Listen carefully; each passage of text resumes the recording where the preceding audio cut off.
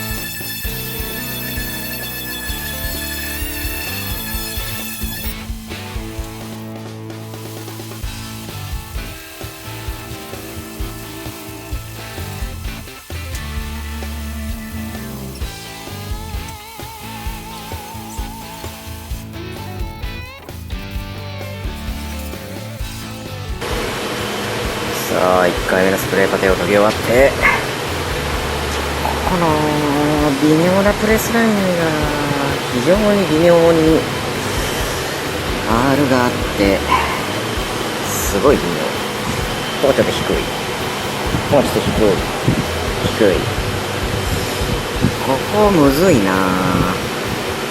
これぐらいはっきりしていると逆に楽だけど、ここの210の上のプレスラインはソフトプレスラインで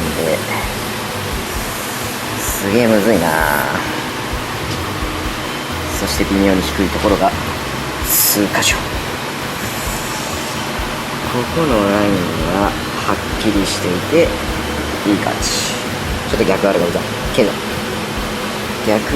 ざいけどそんなにダメージはなかったのですごいいい感じ。というわけでパテを入れますか。まあでもほんとさらっとでいいな。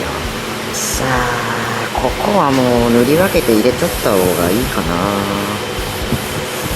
塗り分けて入れるほどのプレスラインじゃねえけど微妙に R がある。マスキングを引いてパテを入れるほどではないけど入れちゃった方がいいな。そんな気がしませんか。どうしようかな。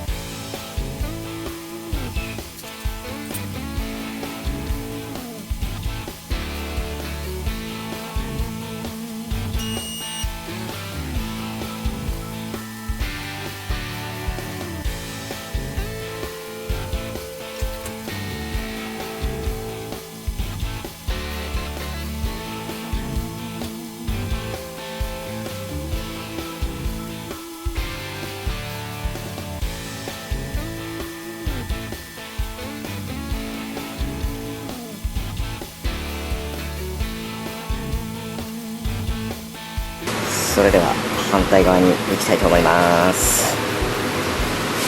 こっちの方が板金はしたのかな。どうやったかな。上の方はなんとなくいい感じ。